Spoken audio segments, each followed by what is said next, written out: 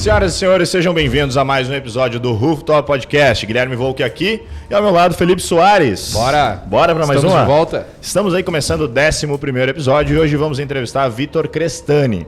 O Vitor é diretor de gestão e finanças da CN Construtora, sócio do braço de urbanismo da empresa, mentor de empresários e corretores de imóveis no setor de terrenos e grandes áreas. Seja bem-vindo, Vitor. Olá, boa tarde a todos. Muito obrigado, Guilherme. Muito obrigado, Felipe, pelo convite. É um prazer estar com todos aqui no Rooftop Podcast. Legal. Prazer, uma honra ter você aqui hoje, cara. Você, além de ser tudo isso aí que eu acabei de falar, você é um grande amigo também, tem um enorme carinho por ti, então estou muito feliz de estar aqui com você hoje. Legal, é verdade. A gente tem uma história, né? São alguns anos já de relacionamento, de se conhecer, né?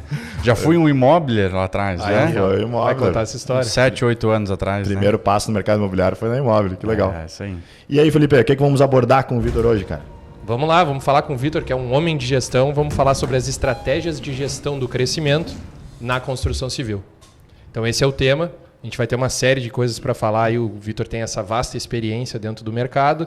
Na CN eu tenho certeza que ele vai trazer muito conteúdo aí para a galera. Maravilha. Aproveitando aqui para agradecer a EGD Filmes, coprodutora do projeto do Rooftop Podcast, sempre fazendo um excelente trabalho, também foi nossa parceira aí no evento Jogue no Hard Experience e obviamente a Imóvel, né?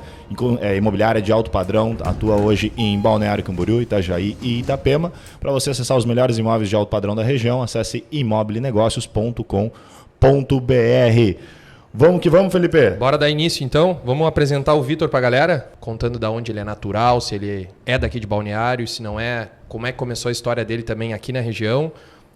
Formação, nos conta lá do início, Vitor. Bom, meu nome é Vitor Crestani, eu tenho 30 anos, sou gaúcho, de Campo Bom. Mais um gaúcho, né? E vim aqui para o estado em 2009. Vim para o estado em 2009. Vim para fazer faculdade, eu era atleta na época, jogava voleibol. Cheguei a jogar profissional, vim fazer faculdade aqui, que o esporte me proporcionou. E desde lá eu já comecei a criar um espírito de bastante disciplina em relação ao esporte e competitividade, né? O esporte me trouxe muita competitividade. Então o esporte de alto desempenho já começou a criar uma boa parte da minha identidade que eu carreguei desde então.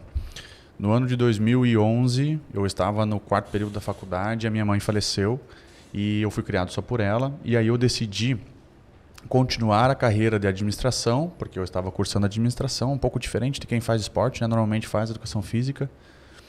E eu falei, não, agora eu vou levar o que eu aprendi aqui no esporte sobre disciplina, sobre desempenho, sobre competitividade, vou levar para a administração. Comecei a fazer uma pós-graduação já de gestão de projetos, ainda estava na faculdade, com 21 anos eu estava pós-graduado em gestão de projetos. Foi quando eu entrei no mercado imobiliário, porque a pós-graduação de gestão de projetos se encaixa muito bem com o mercado imobiliário e eu entrei como gestor de projetos em uma loteadora aqui na cidade, onde logo depois, né, de um tempo, eu já tinha conhecido o Guilherme e o pessoal da Imóvel. A Imóvel era novinha na época, né? Devia ter o 1º, 2º ano de fundação. Né? Naquela época tudo era mato. Exatamente, tudo era mato ainda, exatamente. E aí eu comecei a fazer um trabalho muito legal em conhecer o estado de Santa Catarina com grandes áreas. Né? A ideia era fazer o quê? Estudar, captar grandes áreas, desenvolver projetos e captar investimento e vender essas áreas para incorporadores, loteadores, enfim, quem tivesse interesse. Né? De lá para cá, esse trabalho ele cresceu, ele é um trabalho muito técnico e nós estávamos com dificuldade de trazer um investidor de Curitiba, que a gente trabalhava com ele na época, mas o estado de Santa Catarina, apesar de ser um estado bastante desenvolvido, ele é bastante bairrista ainda ao mesmo tempo. Por quê? Porque nós não temos cidades aqui no estado que são extremamente desenvolvidas. A maior cidade do estado, em termos de PIB, em termos de população, é Joinville, por exemplo. Né? Mas aqui é uma cidade que, se for para São Paulo, por exemplo, tem o PIB, tem o número de população de uma cidade do interior. Tá? Então, ficou difícil de penetrar com investidores de fora por causa desse bairrismo. As boas áreas estão sempre na mão de pessoas específicas, né? De famílias muito tradicionais. Então, na época, a gente montou uma operação que com um investidor local de Itapema e naquele momento nasceu a Vocam Urbanismo, onde eu participei da fundação da Vocam Urbanismo em todos os momentos. Né? Acho que uns 2, 3 anos depois da fundação da Vocam, eu vendi minha participação e passei a fazer condomínios e loteamentos sozinho. né?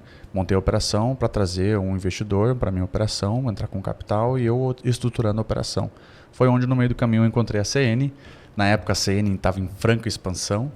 E aí o Pedro foi muito engraçado, um dia que ele olhou para mim e falou assim: ô Vitor, tu é formado em quê? Acho que na segunda reunião que a gente teve, estava se conhecendo, né? Eu falei, sou administrador, né? Tenho pós-graduação em gestão de projetos. Na época eu estava fazendo mais 2 pós-graduações. Ele falou assim, nós estamos precisando de um gestor aqui dentro. Porque a gente está crescendo muito e tudo mais. Eu falei, Pedro, eu não me encaixo mais no quadro de funcionário, cara. Eu quero fazer negócio e tudo mais. Ele, não, vem, vai ser bom e tudo mais, né? Aí começou um namoro ali e depois esse namoro deu o casamento. Eu assumi o braço de gestão, o braço de urbanismo na empresa, né? E também a gestão, a diretoria de gestão e finanças da CN, né? Na época a gente tinha 68 funcionários, hoje com mais de 300 diretos e indiretos, né? Basicamente é esse o histórico aí de mercado imobiliário em Santa Catarina, né? Esse início na CN foi em que ano, Vitor? Foi em 2019. Fazem 4 anos já. E aí, nos conta da tua chegada na CN como gestor. Comentasse agora que não era nem algo que estava no teu radar e aí te caiu esse desafio. Como é que foi? Estruturar a empresa para esse desafio de crescimento que era iminente. Eu acho assim, Felipe, toda empresa que precisa ter um crescimento de gestão, em primeiro lugar, é mais fácil de uma empresa que precisa ter um crescimento de faturamento. Sem dúvida. Boa parte do que precisava ser feito para a empresa expandir naquela época já tinha sido feito, que é o quê? Novos negócios, expandiu novos negócios, boa parte dos novos negócios já tinha expandido. E o primeiro prédio que tinha sido lançado tinha sido um sucesso de vendas, que 100% dos contratos foram assinados até 96 horas depois da emissão da incorporação. Isso fez o quê? Fez uma onda de faturamento entrar na empresa, né? Então, esse problema ele não precisou ser resolvido, porque o problema comercial, de expansão comercial, já tinha sido dominado, né? Mas tinha um problema de gestão, que é o quê?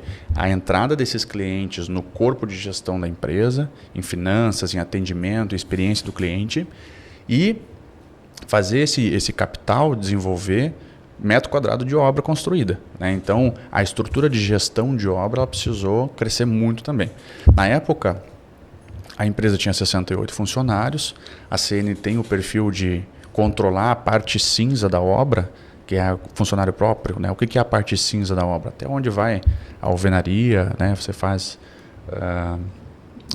alvenaria de fechamento, tudo isso é parte cinza. Então, concreto, aço, tijolo, tudo isso é funcionário próprio da CN hoje. Melhora a qualidade de obra, você consegue ter um maior controle de quem que é a tua equipe, né? Na época já tinha esse sistema lá e a gente permanece com esse sistema até hoje, tá? Mas o desafio era o quê?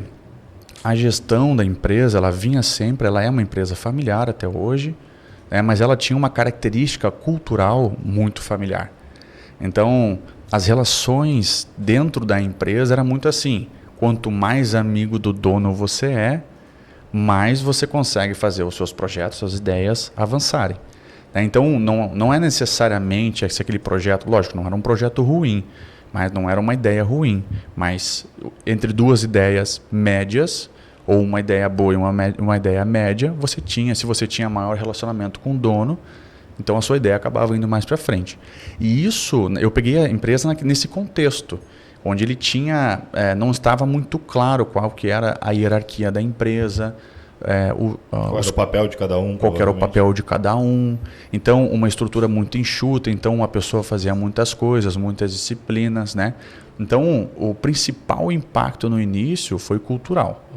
Né? Porque eu já na minha carreira, passei por multinacional, e aí você vem aprendendo processos de uma multinacional, e você chega numa empresa familiar com cultura muito familiar, e você tem um choque muito grande, né? E aí esse choque também fez com que eu chutasse muita canela, né? É um desafio, né? Porque você como alguém voltado para processos, você vê o que está certo, o que está errado, o que pode ser feito para ser otimizado, mas às vezes o que conta é a opinião de alguém. Exatamente. A minha opinião é que tem que ser feito assim. Por quê? Porque eu quero. Exatamente. Empresa familiar é assim, né? Exatamente. Só que daí o que acontece, né? O feeling, ele é o campeão, né? O meu feeling fala isso, o meu feeling fala aquilo. Aí você tem que começar a apresentar fatos, né? Então, fatos e dados. Fatos e dados. O que eu comecei a apresentar? Comecei a colocar indicador em locais específicos e falei, ó, fulano de tal que a gente acha que está bem, talvez não esteja tão bem. Departamento tal que parece que está desempenhando bem, na verdade não está tão bem. E aí começaram a aparecer os nossos probleminhas de gestão e com o tempo a gente foi começando a tratar, né? O passo número 1 para isso foi a implantação de um sistema de gestão robusto, que é o Mega Construção hoje. E esse Mega Construção hoje ele compete com o Cienge a nível nacional, só que ele é mais complexo, né, de operar. Assim, né? Ele tem outros módulos que vão entrando em cada um dos departamentos e depois conecta com a central, que é o próprio Mega. Né? Essa implantação ela já deve ter sido um desafio, né? Com certeza. Porque tu já tem uma mudança dentro da empresa, se a empresa tem por cultura trabalhar de uma forma ou mais informal, tu chega com a implantação de um sistema em que tu precisa passar tudo pelo sistema, já é um desafio, né? É muito desafiador. Por quê? Você pega, por exemplo, a equipe comercial, que é a equipe que mais tem desafio em fazer input de informação em sistema, né? O que eles faziam? Eles preenchiam uma planilha. É contraintuitivo, né? Não é. A área comercial parece que ele é opostos. Opostos, né? Preencher CRM, preencher dados. Tá tudo no meu WhatsApp, tá aqui a gestão. Isso. E aí o que aconteceu? A equipe preenchia uma planilha, aí preenchia uma ficha de cadastro em Word e depois passava isso, colocava num servidor, aí o jurídico ia lá, pegava essas informações, aí faltava documento, às vezes não escaneava, faltava documento da avaliação de crédito, né? E aí tudo isso aqui com intervenção manual. Então via um processo muito fragilizado, às vezes saía um contrato errado, por quê? Aí a culpa era de quem? A culpa era do jurídico, não era a culpa do comercial que digitou errado, porque depois o jurídico tinha que digitar de novo a minuta, né? Então era muita intervenção manual em todos os pontos dos processos, né? Mas a área número 1 que a gente atacou para fazer gestão foi finanças, né? Para proteger toda aquela carteira, para ter certeza que tanto contas a pagar quanto contas a receber estavam alinhadinho. Aí implantei cobrança e pagamento eletrônico em todas as pontas e aí o processo começou a rodar, né? Então a gente processava 900 pagamentos, 600 pagamentos mês com 2 pessoas na equipe. E aí começamos a gerir 1.800, 2.000 pagamentos mês com 2 pessoas na equipe. Só que com um processo mais automatizado, com mais segurança na informação, né? E com vários canais de aprovação de finanças, por exemplo, né? Já na área do comercial, o que a gente fez? Nós criamos um processo através de um sistema que a equipe comercial colocava as informações, fazia um input, ou seja, quem era responsável pela informação é quem estava fazendo o input, e o jurídico ele recebe essas informações já num modelo de contrato pré-cadastrado. Né? Ele só vai fazer intervenção caso alguma outra cláusula especificamente naquele cliente tenha sido alterada. Então o que o jurídico faz? Ele recebe uma notificação no e-mail dele que a proposta tal foi aprovada pelo diretor e aí ele aperta um botão e sai a minuta pronta. Ou seja, ele não tem responsabilidade sobre os dados que estão ali. Ele não pode alterar uma negociação, ele não consegue nem errar. Por quê? Porque vem tudo da negociação que foi colocado o dado imputado lá. Então, essas pequenas melhorias, assim, em todas as áreas a gente começou a fazer um mapeamento de processos e todas essas pequenas melhorias que fosse o menor possível. Era aquele 1% que a gente ia aumentando todos os dias e isso foi dando o quê? Criando uma robustez de gestão da CN que hoje a gente começa a entender os resultados dela, né? Como é que foi a aderência do time na implementação desses novos processos? Péssima. Esse é um ponto que eu queria entrar, porque a gente tem que sempre imaginar que tem pessoas aqui nos ouvindo de diferentes setores, talvez alguns do mercado imobiliário, outros não. Alguns estão tendo o desafio de gerir uma empresa familiar, não sendo da família, que foi o seu caso. Exato. E alguns têm uma visão de que eles querem profissionalizar a empresa sendo parte da família. Às vezes é o filho que está herdando a empresa do pai, mas ele já vem com uma perspectiva diferente e ele não quer mais que aquela empresa que às vezes é milionária ou até bilionária, se for o caso, pareça uma feira. Né? Compra mais melancia. Por quê? Porque eu quero, estou sentindo o feeling agora que vai vender mais. Isso. Né? Só que, vamos lá, como na prática essa pessoa ela pode implementar novos processos, mas principalmente ter aderência disso tanto de cima, ou seja, da diretoria, da gestão, de quem faz parte da tomada de decisão, quanto do time que está lá na frente, né? Do comercial, que agora ele tem que mudar o processo dele, que antes ele preenchia no Word e mandava no WhatsApp, estava tudo certo, o jurídico aceitava, e agora não. Agora tem uma plataforma que você imputa os dados e tudo mais. Perfeito. O desafio número 1 é o quê? É você conseguir o apoio do patrocinador. Quem que é o patrocinador desse grande projeto de mudança de cultura, né? Tem que ser o dono. Se o dono não tiver envolvido, para que naquele momento que precisar pesar a mão, né, o goela abaixo ele não é o melhor modelo, está longe de ser, mas ele ainda é um modelo. E para algumas situações extremas e específicas, você precisa usar essa cartada, né? Então, uma coisa muito boa é que o Pedro, que é o proprietário e fundador da CN, meu sócio hoje, ele tinha essa noção já de que a empresa precisava da transformação e ele estava dando a carta branca. Então, quando eu precisava da mão pesada em alguma outra situação que eu ainda não tinha autonomia para decidir naquele momento inicial, eu chamava ele. Tinha um respaldo. E aí você tem o patrocinador, que é a pessoa decisora final. Mas aí a confiança dessa pessoa que está acima de você, do dono, enfim, do principal decisor, ele tem que ser muito grande, né? Em quem está fazendo a gestão de quem está no front, né? Exatamente. Porque você vai tomar decisões que às vezes elas não são populares para o time, né? Exatamente. E muitas vezes acaba até por estressar o relacionamento na equipe a tal ponto que a pessoa simplesmente desencaixa do novo modelo da empresa de ser. E isso aconteceu de uma maneira muito perceptível. Algumas pessoas saíram. Todas as pessoas saíram. Daquela época até hoje, não temos no escritório, né? Na obra a gente tem, porque os processos de operação são diferentes. Mas do escritório daquela época, mas não assim, não é que todas as pessoas nós mandamos embora. Não. As pessoas naturalmente elas vão se sentindo desencaixadas do novo jeito de ser da empresa e vão pedindo para sair, que é uma outra, estou me sentindo desconfortável e acaba indo para uma outra oportunidade. Cara, é uma coisa incrível. A gente saiu de um ciclo de uma cultura difícil de trabalhar 4 anos atrás e hoje nós somos uma empresa. Aí você pensa, todo esse desgaste de mudanças, de elevar o desempenho, pessoas saindo, né? E hoje nós temos uma equipe muito maior e somos uma empresa certificada GPTW desde o ano passado, que o que é uma chancela, que não somos nós dizendo que, se eu vou falar para você que o nosso ambiente de trabalho é bom, é uma coisa. Agora, a GPTW, que é uma pesquisa mundialmente reconhecida, está dizendo que nós tivemos uma pontuação de 83 pontos no primeira vez, né? O mínimo era 70. Para vocês terem uma ideia, né? A FG, que é um expoente para nós, que a gente gosta de mirar, que a gente, né? Tem como exemplo, né? Tem como exemplo, tem 84 pontos. E nós aplicamos a nossa pesquisa no time de obra também, não é só no time de escritório. Então, mesmo aquela pessoa que às vezes está como no sol como esse aqui, trabalhando num ambiente mais difícil, essa pessoa está feliz em estar na empresa, está se sentindo confortável com aquele ambiente que está lá. Então, eu acho que esse foi o grande desafio. Por quê? Porque pessoas e processos te geram resultados. Processos é uma coisa que é só fazer e mandar fazer. Você escreve o processo, manda fazer aquilo ali. Então, você tem 2, 3 gestores que sabem desenhar processo, a coisa vai. Agora, pessoas, você tem que engajar de uma maneira geral.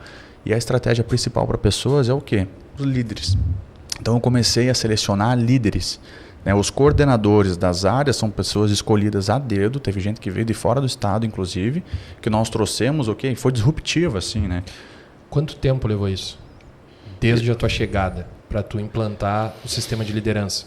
Em torno de 2 anos e meio, assim. Em torno de 2 anos e meio. Tá? Imaginei. E a partir de 2 anos e meio para frente, a gente começou a focar em desempenho. Né?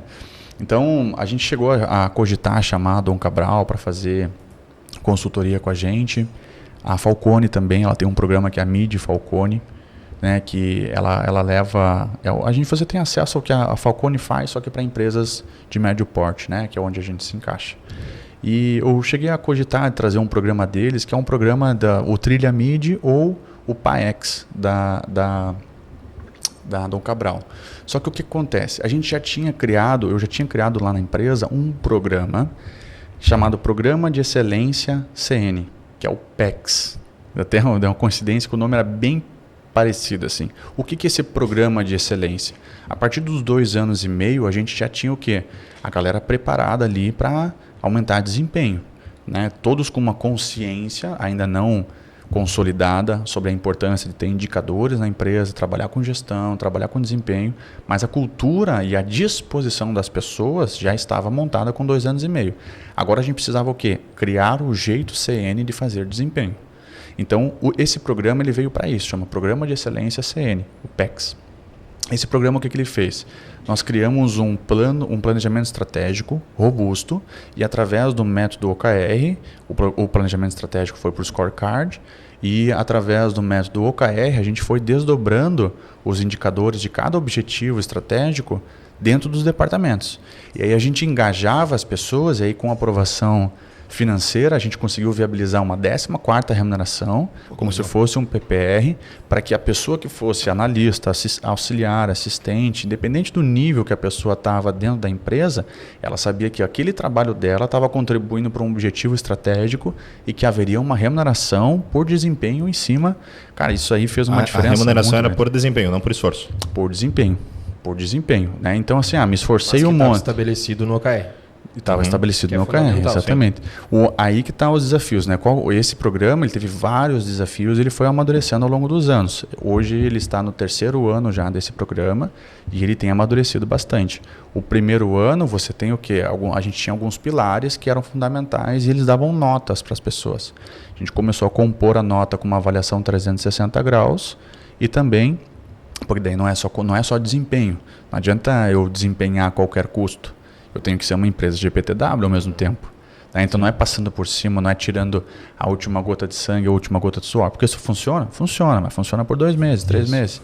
Né? E o ciclo imobiliário é um ciclo de 5, 6 anos. Então como é que eu vou? Não posso ter uma equipe aqui, se eu tiver que tocar a equipe a cada 3 meses, estou morto, né? A jornada é longa. Então a gente fez o quê? Compôs um score final, com uma avaliação 360, que ela representa 30% da nota, e a análise de desempenho em cima do OKR, que representa 70% do score. E aí ficou uma coisa equilibrada, a gente conseguiu manter, né, mas isso é mais pessoal, né? Eu por mim, eu já tinha feito 100% de desempenho, né? Mas eu tenho um pessoal lá que me alivia, né? Para tornar o negócio mais humano. Normal. Mas isso demonstrou o quê, né? Ao longo do tempo, o primeiro ano, lógico que teve vários atritos, né? Então, um dos principais desafios que teve na implantação desse programa PEX foi que as pessoas não queriam aderir ao programa, né? Porque eu estava trabalhando, não tinha ninguém aqui no meu cangote, não tinha um indicador me cobrando, né? Então, agora como é que as pessoas confundem desempenho com esforço? Eu estou me esforçando e agora eu estou olhando desempenho. Não, mas eu estou me esforçando. Sim, mas o seu desempenho, então, é eficiência e eficácia, né? São dois temas diferentes aqui. Então, houve um processo de educação da equipe a respeito desses conceitos. O PEX começou com educação. As primeiras reuniões do PEX, que foi uma reunião mensal para a gente fazer o acompanhamento dos indicadores, ele não tinha indicadores, porque a gente precisava que as próprias equipes criassem os seus indicadores, né? Então houve resistência nisso aí, porque as pessoas não queriam, a equipe não queria um indicador no cangote dele, cobrando o desempenho dele, porque na cabeça dele o esforço dele já era o suficiente. Só que no termo de gestão, se você não tem as disciplinas de gestão no seu arcabouço, de ferramentas, né, para aplicar no dia a dia, você não consegue enxergar que isso não vem no curto prazo, isso vem no longo prazo. Então, com o tempo, as pessoas começaram a entender, foi passando o tempo, aí tinha algumas que ficavam reinando um pouquinho mais, né, que tinha que implantar indicador. Ô Vitor, quais são esses setores? Quais são essas áreas aí? Quando você fala as equipes, consegue falar para nós aí quais são essas áreas? Porque quando a gente fala de desempenho para o setor comercial é extremamente simples, né? Sim. Desempenho é venda. Sim. Né? Então tem que vender, a meta é essa e tudo mais. Mas é interessante a gente entender quais são esses setores e que tipo de indicadores eram avaliados para esses diferentes setores, que diferente do mercado imobiliário, diferente da área comercial, são simples números, né? Venda. Sim. E os outros setores, quais são os indicadores avaliados? Depende, tá? Uma incorporadora hoje, basicamente, ela se divide em 3 grandes áreas. A comercial, que essa eu não vou me ater muito, porque fica mais fácil de dominar. A gestão, e aí vamos chamar de administrativo financeiro, como você quiser chamar, né? O back-office, no caso, e daí tem a incorporação, que é a engenharia, a parte da operação. Em algumas empresas é engenharia, em algumas empresas é operação, mas o que a incorporação traz? Ela vai englobar toda a parte operacional. Qual que é o processo principal da empresa. O que uma construtora incorporadora faz? Ela vende e constrói, ou ela constrói e vende. Né? Não necessariamente na mesma ordem, depende da estratégia da construtora. Tá? Então, tudo que não for construção ou venda é back-office. É processo de suporte. Tá? Então, o que a gente tem lá dentro do pilar administrativo, da gestão? Temos financeiro, jurídico, controladoria, que fica a contabilidade dentro, nós vamos ter o RH. Porque como a gente tem um quadro alto hoje, com quase 250 diretos, né, e a gente tem que controlar os indiretos também, que passam de 100, toda a documentação a gente tem que controlar. Né? E cada área possui um líder. Cada área possui um coordenador. Um coordenador. Cada área possui um coordenador. Né? Então, aqui determina os indicadores do RH são diferentes dos indicadores do financeiro. Os indicadores do jurídico, por exemplo, como é que eu vou avaliar o desempenho de um jurídico? Né? Então, como é que um jurídico desempenha bem? Pelo número... Aí a gente começou a trazer a operação, mapear os processos. Como é que você vai avaliar o desempenho de um advogado dentro da empresa? Né? Pela qualidade do contrato dele, pelo tempo que ele demora para... Você começa a trazer fatores do dia a dia, pela maneira com que ele é avaliado pelo atendimento dele. TI, por exemplo, como é que a gente avalia o atendimento de TI? A gestão de projetos nasceu em TI e a avaliação fica mais fácil de fazer quando você tem um atendimento de primeiro, segundo, terceiro nível de TI. Você consegue lá dizer se você está satisfeito com esse atendimento ou não, por exemplo. Né? Vou abrir um chamado no TI. Então, em cada departamento, a gente começou a tirar o que na operação poderia ser avaliado que determina que aquele processo está sendo bem executado ou não. Então, por exemplo, em jurídico, a gente entendeu que o tempo de produção de um contrato do comercial é algo muito relevante. Porque o cliente, às vezes, ele está quente, ele está emocionado, ele já deu o ok, só que se ele não receber a minuta, dormiu um final de semana com a ideia, por exemplo, e aí ele viajou e conversou com a sogra falou que não é um bom negócio, aí talvez ele acredite, volta na segunda-feira e desistiu de assinar. Clássico, né? Então, por exemplo, o SLA, que é o Service Level Agreement, né, que é um acordo de nível de serviço, pode chamar de SLA ou ANS, que é um acordo de nível de serviço. Eu, como diretor, contratei com o gestor, né, jurídico um acordo de nível de serviço a respeito da confecção de contrato, tempo de confecção de contrato. Em prazo? Em prazo. Então, você tem, no máximo, 3 horas para me produzir tal contrato. E aí você começa a mapear no processo qual que é o start. O start é a aprovação do comercial que cai uma notificação no seu e-mail, por exemplo. Né? E qual que é onde para o time tracking? Né? Ele vai parar lá quando você enviar a minuta para avaliação para o cliente. Então a gente começou a colocar indicadores bem afinados, como esse, por exemplo, que eu estou passando para vocês, que é um indicador bem afinado. Mas o mesmo, por exemplo, você me falou em 3 horas. Esses 3 horas já nasceu de 3 horas ou não? Aí vocês testaram 24 horas, viram que o tempo foi muito dilatado, aí resolveram reduzir esse prazo?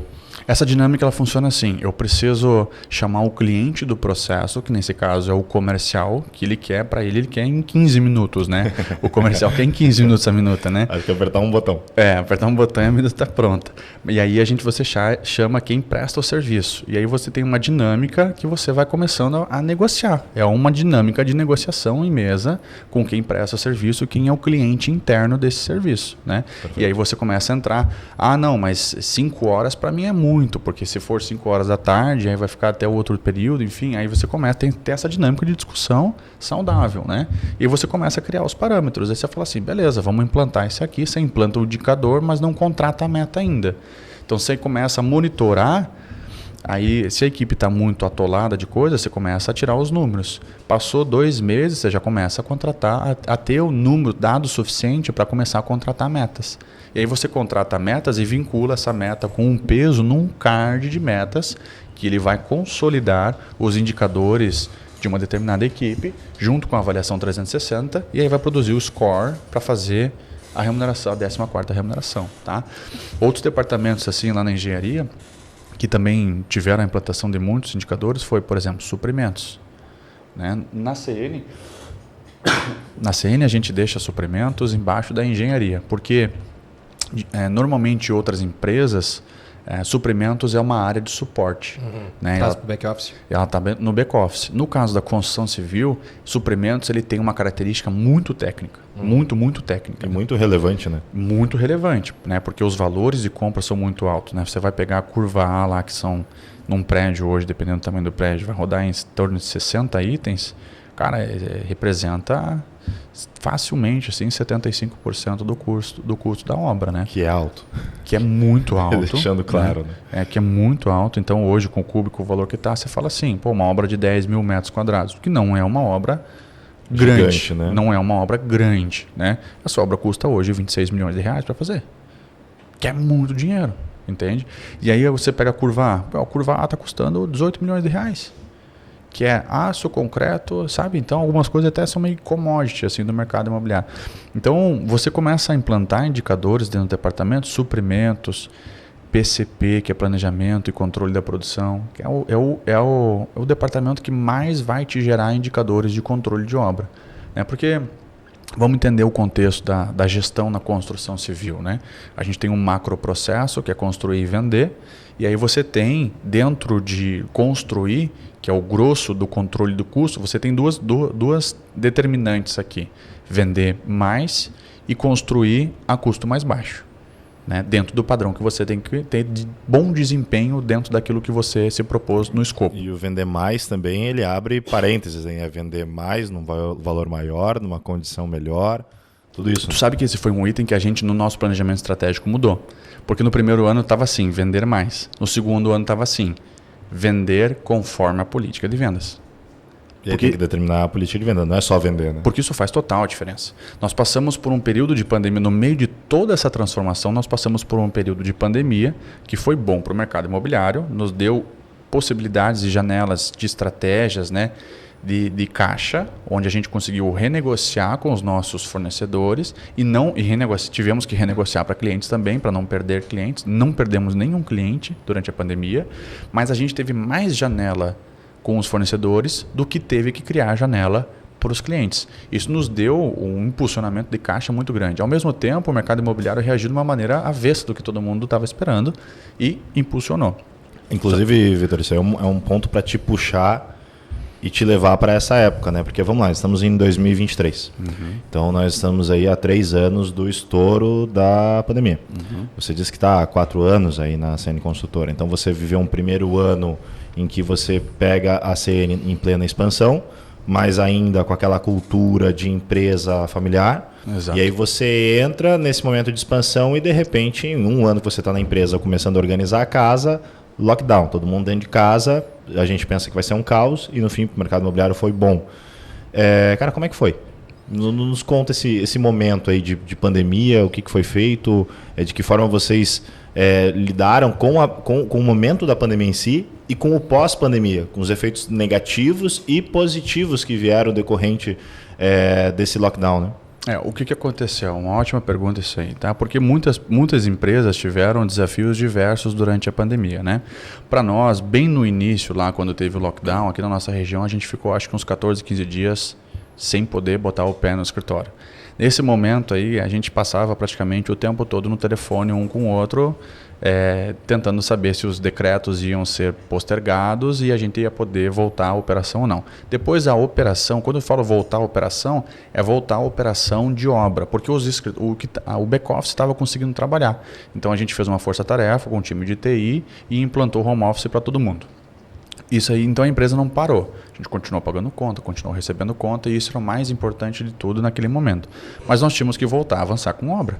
Né? Então todas as empresas tiveram esse desafio operacional quando não puderam ir a canteiro, quando não puderam ir à sua fábrica, quando não puderam ir abrir sua loja. Quem é do varejo e serviço, por exemplo, parou a empresa. Né? Sofreu muito, né? Sofreu muito. Shoppings fechados, lojas fechadas. Aí o faturamento é 0, né? Então a gente tinha contrato, carteira, o que o cliente tem que pagar, eu estou avançando com a obra. Não, depois eu tenho que buscar o tempo nessa obra, é claro, mas eu continuo recebendo, continuo faturando. Tá? Então o desafio número 1 era a gente saber o que realmente ia acontecer. Quando liberou para a gente voltar com metade do quadro operacional, aí a gente já voltou e começou a trabalhar com horas extras também. Né? Então a gente trabalhava um pouco com um quadro, depois trabalhava um pouco com outro quadro e ia fazendo horas extras para que a turma pudesse produzir e ir buscar. Aí logo, alguns meses depois, já veio a possibilidade de voltar a turma inteira. Aí com todas as medidas de segurança da pandemia. Máscara, né? Então, a nossa parte de segurança dentro de obra melhorou muito nessa época. Esse foi um ponto muito positivo, porque a gente já aproveitou esse momento onde a atenção à saúde, a atenção ao ser humano estava no hype, né? Então a gente aproveitou para pegar a nossa segurança do trabalho e crescer esse departamento, né? Então a gente saiu de um modelo de terceirizado e passou também para um modelo de equipe própria, né? E isso faz toda a diferença no caso da construção civil, tá? Nos deu a oportunidade também, como eu falei antes, de negociar com fornecedores. Por quê? Porque eu podia ligar para o fornecedor e falar assim, cara, olha só, estamos no meio de uma pandemia, ninguém sabe como é que vai ficar. Vamos esperar um pouquinho aqui, você me dá uns 3 meses, não me cobra juros, não isso, não aquilo. E eu vi que estava tendo a possibilidade de fazer isso. Então a gente fez isso com as principais contas. Houve aderência, houve a parceria dos fornecedores nesse momento? Houve. E quando é que foi que houve a alta de preços nessa linha cronológica? E quando é que houve aquela explosão de custo da construção civil? Nós tivemos o primeiro lockdown aqui em março, e lá por novembro de 2020 que a gente começou a sentir o impacto de custos, que foi quando o aço subiu em torno de 50% lá numa tacada só. Tá? O que aconteceu? O aço ele é um dos itens lá da curva A e ele representa muito, porque ele está dentro daquela parte cinza da obra que representa 50% a 60% do custo, pelo menos, da obra. Então é uma matéria-prima que custa muito para nós. E aí quando sobe um valor considerável numa matéria-prima da curva A, o custo ele dispara, né? E você não tem o que fazer. O que aconteceu? As caldeiras de produção desligaram. E aí elas desaqueceram, porque não tinha produção. No período de lockdown. No período de lockdown. E aí até você voltar com o mercado, o que aconteceu? Todo mundo na hora do retorno estava demandando. Aí quem tinha, tudo que é muito demandado se torna muito raro. E aí o preço começou a subir. Né? Então, porque todo mundo tinha que voltar a avançar com obra e o preço começou a subir. Então, não tinha sido normalizado ainda suprir o que o mercado estava demandando. A oferta do aço, do concreto, estava mais baixa no mercado. E isso fez com que o preço começou a subir. Tá? E como é que isso impactou a estratégia da CN em lidar com um custo aumentando, unidades já vendidas, né? Porque se você está com um prédio sendo construído, mas se você já vendeu todas as unidades, você tem um gap aí do preço que foi anteriormente orçado e vendido para agora o valor que está sendo realizado e o que vai custar para a construtora. Exatamente. A gente teve bastante lição aprendida nesse termo de estratégia de venda, estratégia de empreendimento, né? A CN nunca trabalhou assim com aquelas reservas de tabela, aquelas unidades que ficam escondidas, né? Não, a CN simplesmente vendia, né? Tinha demanda, vendia. Então, só que o que o cenário da pandemia nos mostrou? Nos mostrou que quando você não tem uma reserva de tabela para proteger o preço do empreendimento, pode acontecer uma catástrofe como essa aí, né? Uma pandemia mesmo, e ele causou o quê? O desequilíbrio do avanço do preço, do custo das coisas em relação à correção da carteira. Mas, Vitor, o indicador que corrige a carteira é o mesmo que corrige a obra. Sim, ele é o mesmo. A gente corrige a nossa carteira no CUB, mas na prática o CUB ele teve um gap ali de 6 meses até ele voltar. Então, num mês a gente tinha itens corrigindo 40%, 50% e o CUB subindo 0,4%. Né? Aí, 3, 4 meses depois que o CUB ele deu uma paulada lá e começou a crescer 1% ao mês, 1,5% ao mês, e aí começou a sentir os reflexos. Essa janela matando o fluxo de caixa. Essa janela matando o fluxo de caixa. Aí que vem a importância, né, de você vai começando a separar quem está jogando play e quem não está, né? Que quer descer para o play para brincar tem que aguentar o tranco, né? Porque você separa os meninos dos homens, porque você tem que estar com caixa forte e principalmente depois do longo prazo você tem que entregar a obra, porque não tem de onde sair essa conta se não for a gente está com a carteira, né, não tem mais unidades para vender, o estoque está baixo, então eu não posso segurar preço para, se a unidade custa 800 mil, botar ela 1.200.000 lá na frente, eu busco o resultado, por exemplo, né? Mas a gente não tinha essa opção, porque a carteira estava toda performada já. Então ela corrigia em cima do indexador que a gente tinha para corrigir. Mas e aí o custo de obra você não tinha um teto. não tinha teto. Só vai tirando da tua margem de lucro. Exatamente. E do fluxo de caixa. O único lugar que tem para sair é da margem de lucro. E aí o caixa sangrando. Então, se você não está bem preparado nesse momento, aí você acaba caindo. E o tombo não é grande. O tombo é grande, né? Porque é uma obra... É proporcional ao tamanho do negócio, né? É proporcional ao tamanho do negócio. Então, quem acerta na construção civil vai muito bem. Agora, quem erra toma um tombo muito grande também, tá? Mas mesmo assim, dentro desses desafios, a gente estava o quê? Num momento que foi propício. Porque é um momento de muito mais cautela, passar pela pandemia, e a gente estava no momento de quê? De rever a nossa maneira de fazer as coisas, implantando indicadores, mudando processos, tornando a empresa mais enxuta. Porque, por exemplo, aquele caso que eu contei para vocês, que nós processávamos 600 pagamentos com 2 pessoas e depois passamos a processar 2.000 pagamentos com 2 pessoas, isso é melhoria de processo, é automatização de processo, né? Isso a empresa inteira passou por isso.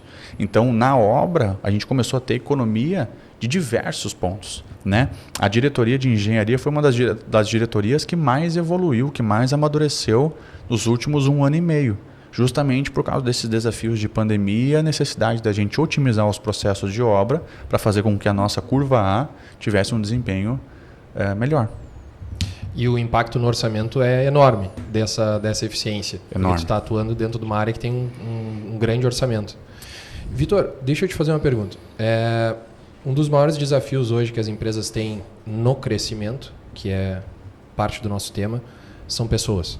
Vocês cresceram muito em pessoas e vocês, no modelo de negócio da CN, vocês têm um quadro de funcionários próprios para a obra que deve ter crescido muito. Proporcionalmente, deve ser um percentual grande aí do quadro colaborativo da empresa. Como é que é o sistema de recrutamento e seleção e o que mudou desde a tua entrada? Primeiro mudou que o volume cresceu absurdamente, né? Quando eu entrei, o RH tinha 1 pessoa e a folha processada fora, né? Hoje o RH ele tem 5 pessoas, né? Por quê? Porque a gente passou a fazer a gestão também dos terceiros. Aqueles serviços que são sazonais e que são muito específicos, com uma mão de obra muito específica, a gente terceiriza. Então, por exemplo, uma pintura. Eu não vou manter um pintor o tempo todo no quadro da CN. Por quê? Porque ele vem, faz um serviço, 3 meses ele termina a pintura de um prédio e vai embora. Eu não tenho serviço para ele o tempo todo, né? E é um serviço muito específico, é um acabamento, então eu preciso que seja muito bom o serviço, a qualidade desse serviço. Então, a gente terceiriza para empresas especializadas. Mas isso não quer dizer que eu não precise controlar ele, por exemplo, parte documental, para saber se a empresa está ok. Porque no porte que a CN está hoje, por exemplo, o Ministério do Trabalho, ele tem muito mais atenção. O Ministério do Trabalho vai na curva A também. Ele vai nas maiores empresas, né? E ele vem lá na CN. Nós já tivemos uma obra embargada uma vez, e nós tivemos um número... Quando eu entrei, 2 meses depois de eu entrar, nós tivemos uma obra embargada. Não tinha nem entendido a empresa, ainda tivemos uma obra embargada. Porque foi uma época que um fiscal do Ministério do Trabalho ele passou por aqui e ele embargou diversas obras. E uma das obras da CN foi embargada também.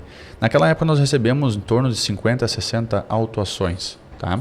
Que é um número mediano em relação... Não é nem bom nem ruim, é um número mediano. Bom, né? Bom não é receber nenhuma autuação, né? Mas na realidade das empresas sempre tem uma coisa ou outra que fica desajustada, tá? Nós recebemos no ano passado também novamente a visita de uma obra que inclusive é na mesma rua daquela. Nós recebemos 3 autuações. Por quê? Porque então o número caiu drasticamente porque a gente passou a controlar inclusive o funcionário do nosso terceirizado. A parte documental dele, se ele estava completamente registrado, com todos os treinamentos realizados, se ele estava recebendo os EPIs, né? Então, a gente precisou crescer de maneira mais robusta nessa parte de gestão de pessoas, tá? Lá a gente fala que gestão, eu coloquei na organização lá, gestão e gente no mesmo departamento. Porque quando você está falando de gente, você está falando de gestão, obrigatoriamente. Então, por onde a gente iniciou essa mudança com pessoas foi especificamente nos líderes. Nós passamos a contratar líderes mais capacitados, investimos nisso e passamos a qualificar esses líderes do jeito CN de fazer. Então, isso fez com que multiplicasse as pessoas com a cultura CN para dentro da equipe. Então não era mais o Vitor, o Pedro ou o outro diretor fazendo as coisas, né? Agora eram todos os líderes falando a mesma mensagem. E isso fez com que essa estratégia fez com que a gente conseguisse crescer de forma organizada mais rápido. Em gestão de pessoas, por exemplo, para a gente contratar, a contratação ela é própria, ela não é por agência. Nós mesmos vamos atrás. Então, assim, nesse momento pós-pandemia, onde as empresas passaram a lançar muito, né? O mercado imobiliário foi bem, aí as empresas lançaram muitos prédios. Só que agora todas essas empresas que lançaram prédios precisam construir. Então a mão de obra está muito escassa aqui na nossa região. E o que acontece? Hoje, como a nossa região demanda muito serviço, porque o PIB per capita aqui, principalmente quem vem visitar, é muito alto, e tem muita demanda de serviço. Então você tem, por exemplo, um garçom ganhando muito mais do que um servente, tranquilamente, né? Só que muitas vezes não é nenhuma atividade de atendimento como garçom, pode ser uma outra coisa mais simples, só que daí esse cara ele rouba esse cara da construção civil. Então a gente tem um pintor que foi trabalhar de garçom, por exemplo, porque ele ganhava mais como garçom. Então, competir com os serviços aqui da nossa região foi uma coisa bem difícil também, além de todas as construtoras e incorporadoras demandando mão de obra. Tá? Então, nesse momento foi bastante desafiador. Aí, o que a gente fez? Publica em jornal, vaga, contrata a motinho com caixa de som para passar nos bairros, cara, coloca nas igrejas, a gente colocava anúncio de vaga nas igrejas, que normalmente você consegue recrutar bem, né? Então, você tem que buscar alternativas para poder atrair essas pessoas, tem que ter um plano de cargos e salários bem alinhado, que foi outra coisa que a gente precisou mexer, para que essa pessoa não saia por R$50, R$100 para trabalhar na empresa do outro lado da rua, né? Em qual setor você considera mais difícil contratar?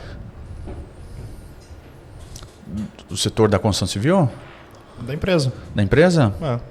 Controladoria. Controladoria. Controladoria. Por quê? Controladoria na construção civil, ele é um assunto que poucas empresas trabalham com maturidade. Tá? Porque normalmente isso está centralizado nos decisores da empresa. E a gente procura profissionais da área da controladoria e não encontra. Você encontra profissionais de nível de analista ganhando R$10 mil, por exemplo. Porque é uma posição muito rara. E aí você vai procurar qual que é a história desses profissionais, você encontra aqui 1, 2 ou 3 profissionais de nível bom, que é um profissional que conseguiria tocar o trabalho dentro da sua empresa, e um veio do Rio Grande do Sul, outro veio de São Paulo. Então, por quê? Porque de uma forma geral, o nosso mercado todo aqui nunca chegou num nível de maturidade suficiente para formar bons controladores. Bons controllers, né? Então, nem mesmo para demandar de outras regiões do país. Agora que a gente começa a vir. Então, quais são as empresas que têm um nível de controladoria alto, né? Então, como eu vim de multinacional e estava com todo esse programa se instalando, isso foi um dos itens que foi prioridade. O nosso controller veio de Curitiba, por exemplo, né? O atual controller ele veio de Curitiba, que era uma atividade que eu precisei fazer no início. Então, eu era diretor, mas eu tinha que estar lá na planilha fazendo. É mais fácil achar nas grandes cidades, né? É mais fácil achar nas grandes cidades. Por quê? Porque a controladoria é algo que quando a operação está muito grande, você começa assim, preciso me organizar e entender o que está pegando aqui. Aí você começa a implantar indicadores e começa a centralizar os indicadores e surge a controladoria conectando com a contabilidade. Então você pega o seu financeiro gerencial e a sua contabilidade, tem que começar a fazer check, aí você entra para o nível de validar balanço, de auditar balanço e por aí vai. Então, só que se você não tem empresas muito grandes na sua região que começam a entrar nesse nível de precisar de controladoria, naturalmente você não tem no mercado profissionais qualificados para atender essa demanda. Você não forma esses profissionais, né? A demanda não existe ainda, né? Então, mas como a gente já cresceu com um nível de exigência em gestão muito alto, nós temos que sentar numa mesa com informação. Chega de feeling, né? Nós temos que sentar na mesa com informação, dados. O que você acha? Aí sim você contribui com o dado, com a sua experiência, com o seu feeling, com o conservadorismo, com o estilo de gestão da empresa e por aí vai. Como é que funciona o teu papel no processo de seleção? Em quais tu te envolve? Como é que é? Tem uma primeira entrevista com o líder, depois é com a direção? O processo de seleção lá, primeiro é com RH, pode ser até mesmo online. O nível de coordenador para cima eu me envolvo. Tá? Todos os diretores do nível de coordenador para cima, eles fazem a última entrevista, independente se tem um gestor acima ou não. Tá? E naturalmente, se for um cargo mais alto que coordenador, o próprio Pedro se envolve na decisão. Como é que está o quadro lá? Quantos coordenadores, quantos gerentes, quantos diretores? Hoje nós temos 4 ou 5 gerentes, somos 3 diretores, 4 com o CEO, né? O diretor-geral, o Pedro. Nós somos 5 gerentes. Quais são os diretores? Não as pessoas, mas os cargos. Diretor de gestão e finanças, o meu, diretor comercial e diretor de engenharia. Legal. Tá? Aí 4 ou 5 gerentes? Nós temos uns 4 ou 5 gerentes, tem um de controladoria e finanças, gente e gestão. Nós temos compras, é um gerente.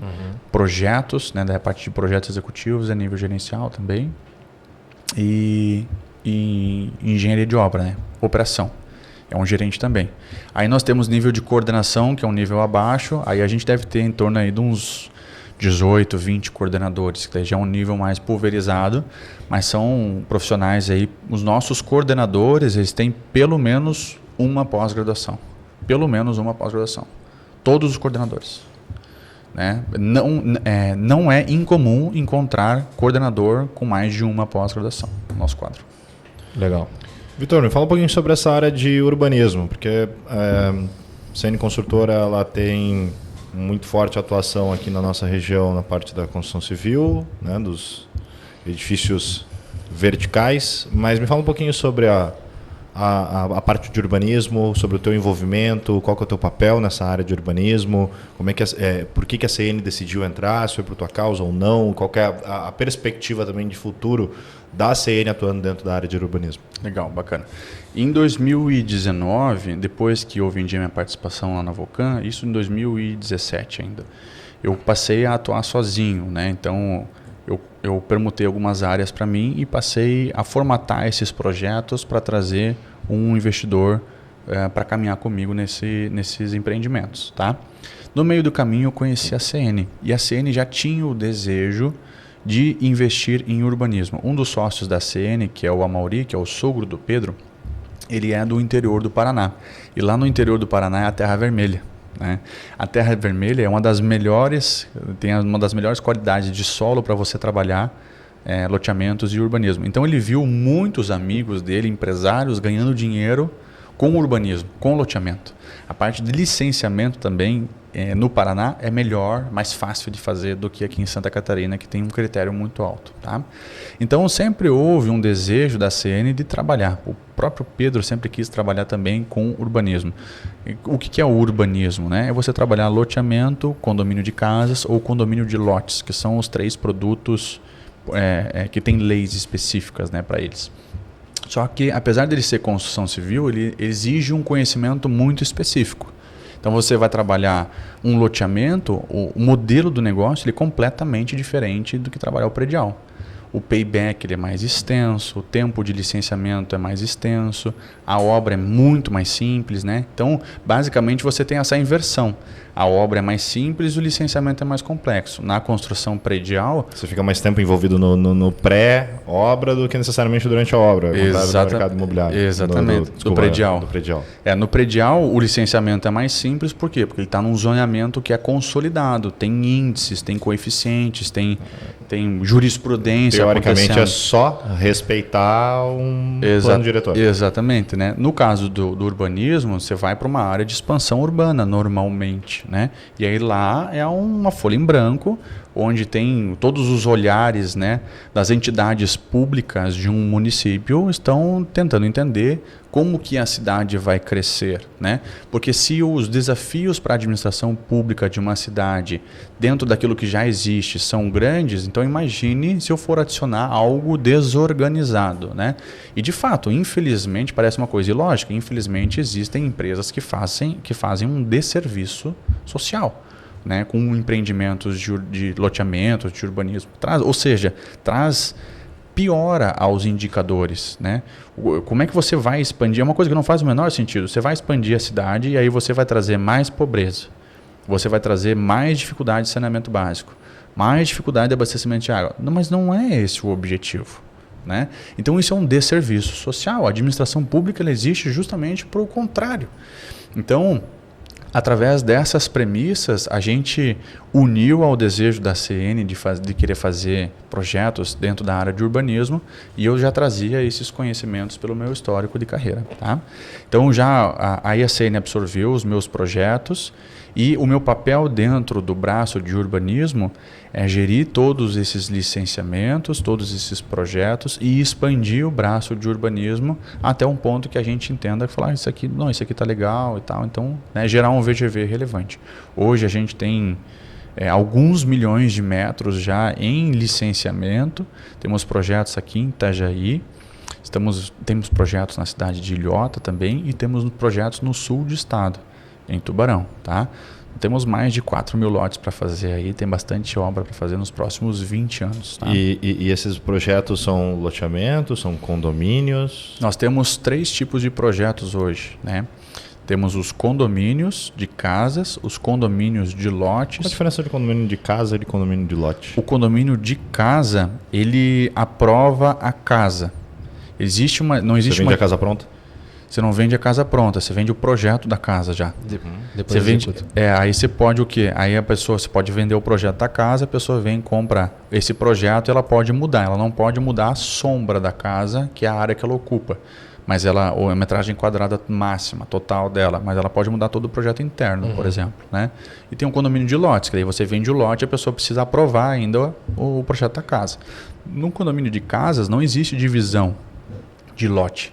Existe uma gleba, um terreno, onde as casas estão posicionadas. Mas não existe uma divisão real daqui é meu lote e lá eu sou lote. Não, aqui é minha casa e lá é sua casa. Essa é a diferença. Na legislação, como que funciona? É a mesma lei do prédio. Então, é a lei da incorporação, 4591, né? Então, é um prédio deitado. Para a lei, ela é um prédio, só que deitado. É a fração ideal, tem matrícula individualizada, funciona da mesma forma. Tanto o condomínio de casas... Tem matrícula individualizada da casa, daí no caso, não do lote. Né? Isso, da casa, não do lote. No caso do condomínio de lotes, é a mesma coisa, só que daí é com lote. Né? Hoje nós temos condomínio de lotes, de alto padrão, nós temos condomínio de casa e nós temos loteamento. Só que o loteamento nosso, ele está na categoria de bairro planejado, porque ele é muito grande. Então, um projeto muito grande desses, ele tem um impacto na cidade muito alto. E aí, ele precisa ser muito bem pensado de como aquela dinâmica vai funcionar dentro daquela cidade. Porque, de novo, o objetivo de um grande empreendimento desses é melhorar os indicadores de serviços sociais de uma cidade. Não que a gente está lá para cumprir com o papel da administração pública. Não, não é isso. Mas a ideia é levar qualidade de vida e melhorar os indicadores que aquela cidade tem em relação à educação, à percepção de qualidade de vida, à segurança, à pobreza e tudo mais. Né? Mas então, por mais que a obra seja relativamente mais simples, a elaboração do projeto é extremamente mais complexo, né? Extremamente mais complexa, exige mais tempo, mais investimento financeiro, porque é um licenciamento mais caro, né? E o desenvolvimento do modelo de negócios, ele é bem interessante. É a área que eu mais sou apaixonado hoje, porque é uma inteligência que precisa ter no desenvolvimento do modelo de negócio para que você possa, num projeto desse de grande porte, por exemplo, saber até que momento você tem que ir numa primeira etapa para dar tempo de você se corrigir algum caminho que foi errado para uma segunda etapa, por exemplo. E ainda ter fit com as instituições públicas, né? Não é incomum eu chegar em alguma prefeitura, conversar com algum secretário de planejamento, por exemplo, que ele tenha visto, nunca tenha visto um projeto de tamanha complexidade. Não é incomum.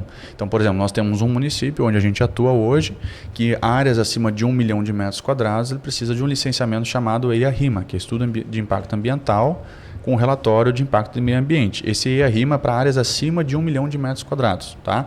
Só o levantamento de campo desse estudo leva no mínimo 1 ano.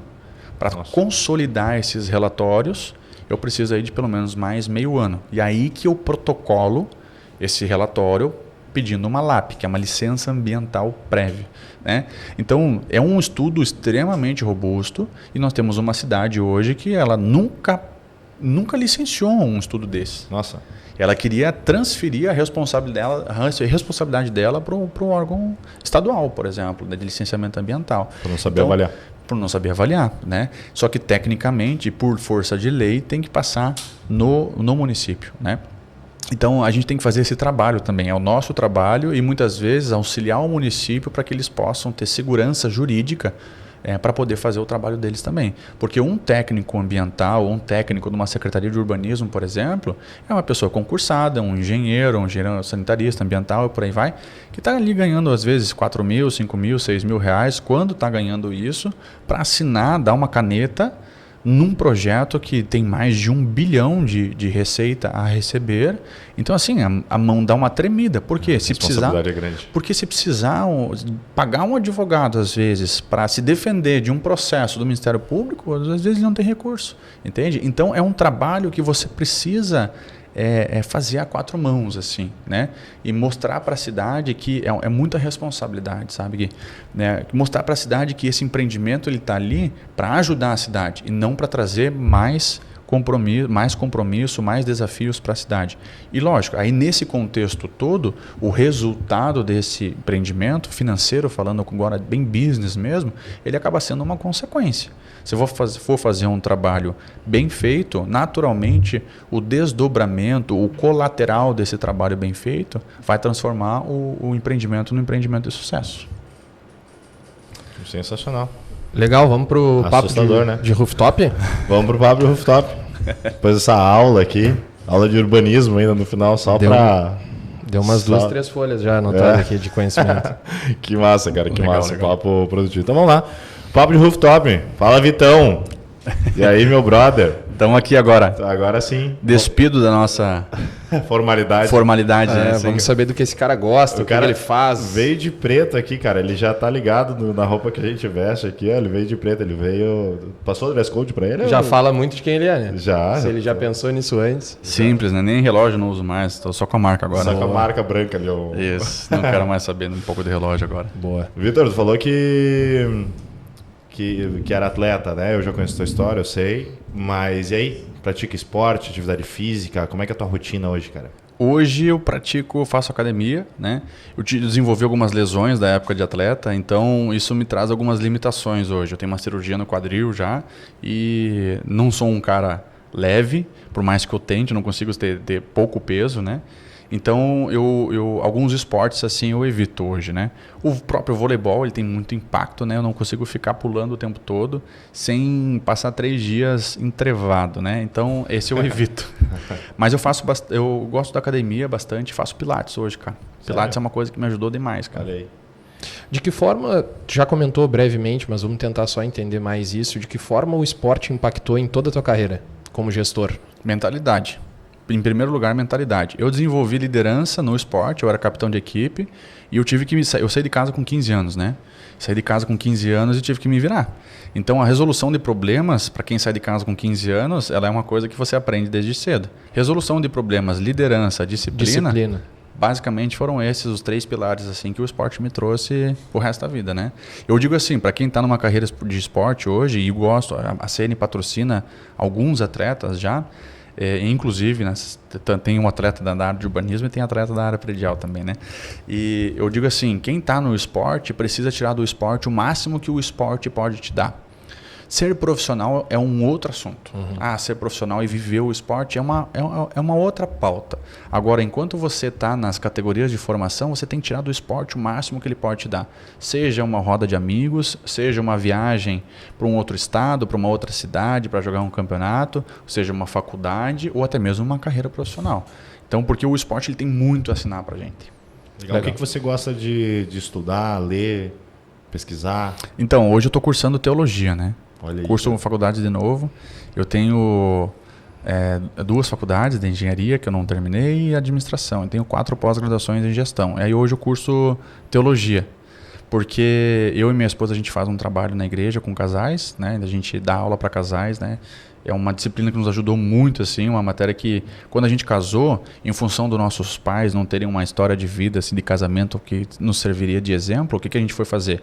A gente precisa de casais, amigos que nos deem exemplo. A gente foi na igreja buscar esses casais, a gente gostou tanto daquele ministério na igreja, acabou se envolvendo por ali. E aí hoje nosso pilar servir do nosso relacionamento é com casais, né? Só que daí fui pegando bastante gosto sobre isso e falei assim, me interessei muito sobre a Bíblia li toda a Bíblia, comi ela em 3 meses, assim. Eu falei, cara, esse troço é muito legal. Hoje eu curso teologia. Então é um assunto que eu gosto bastante. O marketing digital agora, que é um projeto novo que eu estou começando, é algo também que eu gosto de estudar bastante. E hobby, assim, cara, leitura. Leitura e tempo de qualidade com a minha esposa. São 2 hobbies assim que eu não abro mão. Indica 3 livros aí para nós. Boa. De business. Business, gestão, marketing. 7 hábitos das pessoas altamente eficazes. Tá. Apesar de ler um monte, eu não sou muito bom com nomes, tá? Esse é muito bom. Eu também apanho nisso. Não, ele é um livro muito bom. Teve um outro livro que é... eu vou puxar o nome dele aqui pra ti. Cara, eu não lembro do nome. Mas ele é estoico, tá? É um livro estoico sobre... Estoico, essencialismo, quietude é a chave, tem a de Marco Aurélio... Hábitos Atômicos. Tá. Cara, um livro muito show é esse Hábitos Atômicos. Esse eu não conheço. Eu li ele recentemente, é muito bom. Tá. E O Obstáculo ao Caminho. Pra minha sorte, não li nenhum. Os 7 Vou hábitos aproveitar das as pessoas dicas. altamente eficazes eu tenho em casa e não li. Eu não li também. Cara, os 7 É um hábitos, assim, ele é meio que uma bíblia, assim. E eu adicionaria um quarto, que eu chamo Princípios. Tá, aí do... Isso, esse aí. Esse eu reli esses dias. O outro, assim, e aí você tem a coleção de Napoleão Hill, que é uma coisa que trabalha bastante mindset, assim, que eu gosto bastante, tá? Mas assim, ó, O Obstáculo é o Caminho, o nome. Isso. Os 7 Hábitos é um livro robusto, muito robusto. É quase uma bíblia, assim, sobre desempenho, tá? O Hábitos Atômicos, ele é um livro bem leve de ler. É muito gostoso de ler. Eu já tive com ele na mão. Né? E é bem bacana, ele é leve de ler. É um livro que realmente ele me surpreendeu, tá? E O Obstáculo ao Caminho, ele é um livro muito prático, cara. Um livro muito prático sobre resolução de problemas, assim, através de uma mentalidade estoica, né? E o livro Princípios também é um livro mais robusto. Ele tem uma parte que é princípios para a vida e princípios para o trabalho, né? Então, principalmente assim, que às vezes os slumdog, né? Quem não teve uma educação de casa, uma formação de casa, assim, com princípios bons, né? Então, eu indico bastante ler esse livro, assim, porque ele vai te ensinar bastante. Legal. Quem são tuas referências hoje? Pode ser no esporte, pode ser profissional, pode ser como ser humano.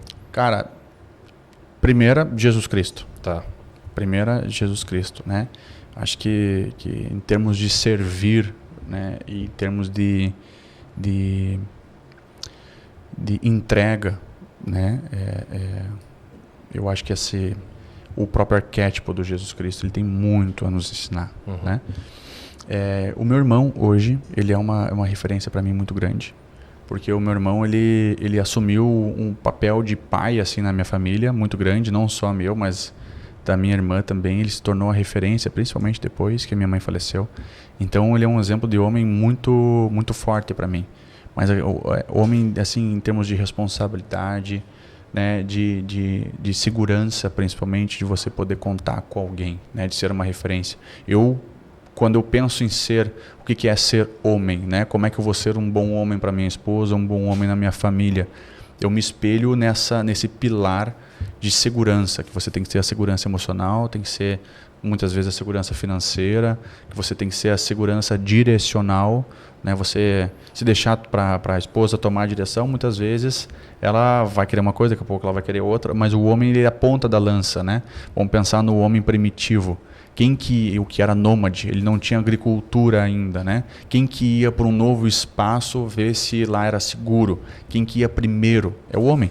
Então a figura do homem ele tem esse papel, né? E eu procuro ter o meu irmão como exemplo, porque ele me trouxe bastante dessa importância de trazer segurança para dentro de uma relação, por exemplo, nessa figura de homem, né? Esporte. Cara, pra mim, eu sou da época do Giba, do vôlei, né? Pra mim é um cara sensacional, assim. Empresário. O Pedro, eu gosto bastante da história do Pedro. Ele é um cara que eu convivo com ele, eu vejo que ele tem um coração muito bom. Ele é um ser humano muito íntegro, assim, um cara muito família, sabe? Que apesar de... Ele fala assim, eu não quero ser o maior, eu quero fazer as coisas bem feitas. Né? O próprio slogan da CN é Viva Seu Tempo, né? E ele é um cara que vive muito bem o tempo dele, ele realmente o empreendedorismo é algo relevante e importante na vida dele, só que ele não abre mão dos valores principais dele, que ele tá com os filhos, curte o crescimento dos filhos, tem valores familiares que são coisas que eu compartilho também. Eu acho que isso, para mim, é um exemplo também. Legal. Fala um pouquinho para nós desse novo projeto aí envolvendo mentoria para corretores de imóveis dentro do nicho de terrenos para construção civil, para grandes áreas. Conta para nós um pouquinho. Legal. Então, eu já dei aula em faculdade, né? E sempre tive o desejo assim de compartilhar conhecimento. Eu fui muito ajudado, estudei bastante e entendo que quando você começa a ter algo para compartilhar, você tem uma obrigação de compartilhar esse conhecimento. Você precisa transbordar. Você vai se enchendo de conhecimento até transbordar. E hoje eu estou, através das minhas experiências, através de conhecimento técnico, eu estou em alguns assuntos, assim, eu tenho uma certa autoridade já para conseguir compartilhar com outras pessoas. Uma dor que eu tenho como desenvolvedor de áreas, principalmente na área do urbanismo, é de receber de corretores boas áreas para analisar. Então, normalmente vem uma coisa sem pé nem cabeça. Ele recebe no WhatsApp uma área e ele manda para mim. Vitor, olha, eu te conheço, está aqui uma área. Eu sei que tu trabalha com áreas, então está aqui a área. Só que é um trabalho, na verdade, muito mais complexo do que simplesmente mandar uma mensagem pelo WhatsApp ou dizer que eu quero vender uma área para você, né? Então, primeiro que surgiu esse projeto do online, ele surgiu de uma necessidade real que eu tenho dentro da incorporação. A dificuldade de encontrar corretores qualificados para me oferecer áreas, né? Então, naturalmente, no dia a dia, alguns corretores que estavam mais interessados, o que eles faziam assim? Vitor, olha só, cara, a gente já tentou uns 2 negócios aqui e não encaixou. Tu não me dá uns toques aí para eu ir atrás de uma área que seja do perfil? Eu sentava com ele e falava assim, cara, vem cá tal dia, separa umas 2 horas que nós vamos fazer uma sabatinada aqui de conhecimento, aí você vai levar. Aí eu falava para ele o que era um plano diretor, começava a explicar as melhores áreas, como que ele tinha que abordar o dono do terreno, explicava para ele um pouco do licenciamento, para entender os gatilhos. Dava uma aula para ele, cara. Só que eu fazia isso aí de uma maneira, né, informal, assim. E aí isso começou a crescer, essa necessidade começou a crescer.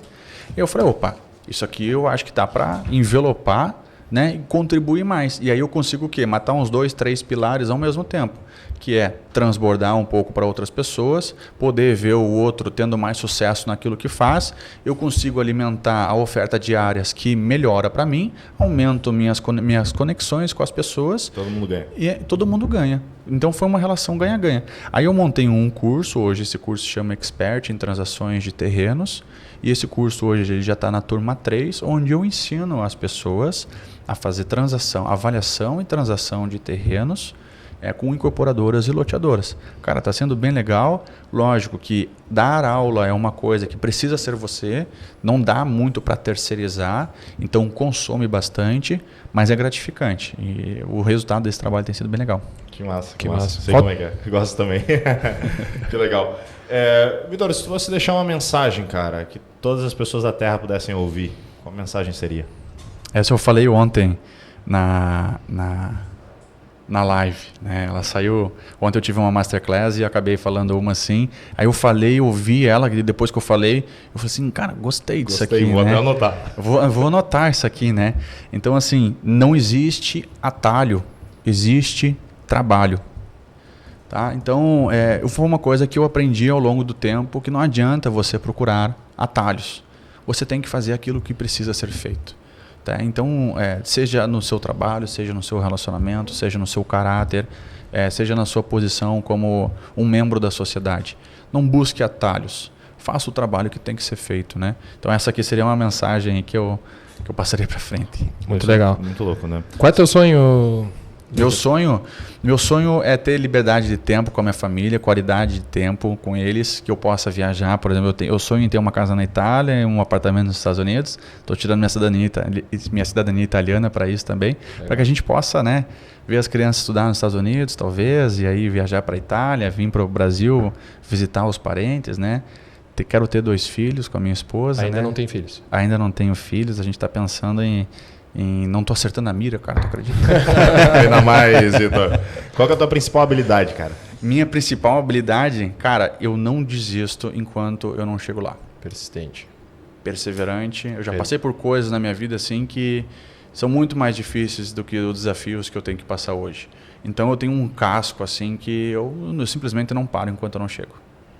Que massa. Onde é que as pessoas te encontram, Vitor? Pode me encontrar nas redes sociais, @CrestaniVitor em todas as redes sociais, tá? Minha principal rede social, eu não tenho Facebook, eu tenho um Instagram, @CrestaniVitor. Legal. Maravilha. Felipão? Fechou. Curtiu? Pô, que aula. Aula, né? Curti também. Curti muito. Felipão, onde é que as pessoas te encontram, cara? No @Felipe Soares. Também só no Instagram. E no LinkedIn tem também, mas eu não lembro agora. E uso muito pouco, então não vale a pena ir lá. Tá bom, Guilherme Volk é do @GuiVolk. Agradecendo aqui EGD Filmes pelo seu excelente trabalho, aqui sempre em parceria com o Rooftop Podcast. A Imóvel Negócios, que é a patrocinadora principal aqui do nosso projeto Rooftop Podcast. Acesse lá @Imobiliária Imóvel também no Instagram, já que estamos falando os arrobas aqui, né? Vitor, cara, te agradeço de coração pelo seu tempo, pelos seus ensinamentos. Parabenizo também pelo trabalho que você vem desempenhando nas redes sociais, instruindo corretores de imóveis a atuar especificamente no nicho de terrenos e grandes áreas, mas eu sei que isso acaba reverberando para muitos outros setores, para pessoas de outras áreas que vão acabar aprendendo contigo. Tu é um cara que tem muito a ensinar, tu é um cara inteligente, um cara perseverante, um cara que eu gosto muito, tenho um enorme carinho por ti. Então, parabéns pelo trabalho que você está fazendo. Vida longa esse trabalho. Sei o quanto é trabalhado, é suado, né? Mas, cara, desejo todo o sucesso do mundo para ti, independente em qual projeto você esteja envolvido. Quero que seja sempre muito bem sucedido. Legal, muito obrigado. Eu fico lisonjeado pelo convite de vir aqui hoje. Fico feliz de poder ter contribuído de alguma forma aí para o nosso bate-papo, que eu achei bem bacana, tá? E também desejo vida longa aí ao podcast, tanto ao trabalho da Imóvel que eu tenho no meu coração, tantos amigos que eu fiz na Imóvel e continuo fazendo hoje, tá? Vida longa a todos nós. Valeu! Show. Muito obrigado, pessoal. Fiquem atentos ao próximo episódio do Rooftop Podcast. Vamos que vamos. Bora!